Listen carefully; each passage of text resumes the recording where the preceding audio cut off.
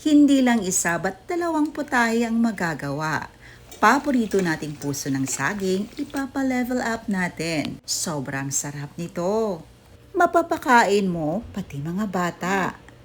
Tara, samahan niyo akong magluto. So meron tayo ditong bagong harvest na puso ng saging. Fresh na fresh po ito.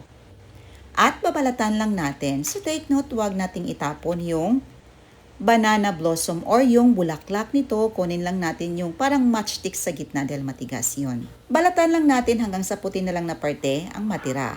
At isinama na din natin yung bulaklak nito. Ilagay natin sa tubig, lagyan ng asin.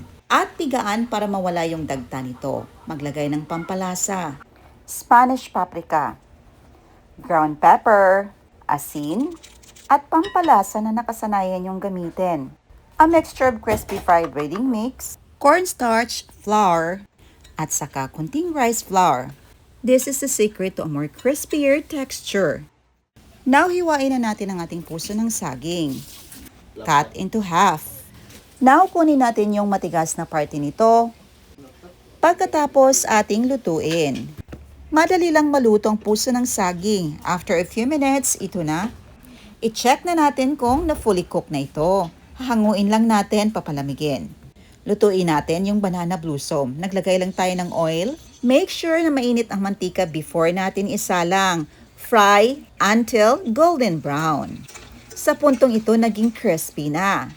Iba talaga kapag nilagyan natin ng rice flour, mas maging crispy ito. Isang pirasong kinudkod na niyog.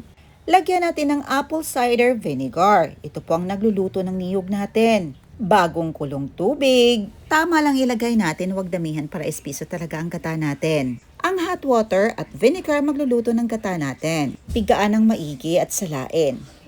Ilagay sa isang lagayan. Makikita nyo na konti lang yung gata. Sakto lang to sa isang pirasong puso ng saging. Now, i-cut lang natin gamit ng scissor. At pigaan.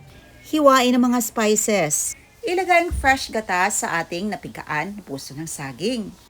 Lagyan ng nahiwang mga spices, fermented fish or bagoong, siling haba, salt and pepper to taste, at ready to serve na ang ating napakasarap na kilawing puso ng saging.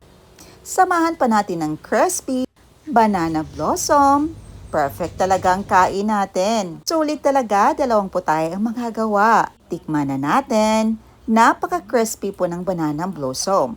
Siyempre, samahan pa natin ang ating all-time favorite, kilawing puso ng saging.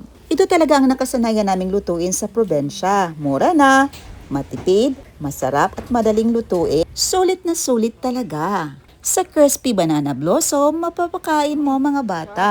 I lang po, hoping yung subukan ng ating recipe. See you in my next vlog. God bless you all and stay safe everyone.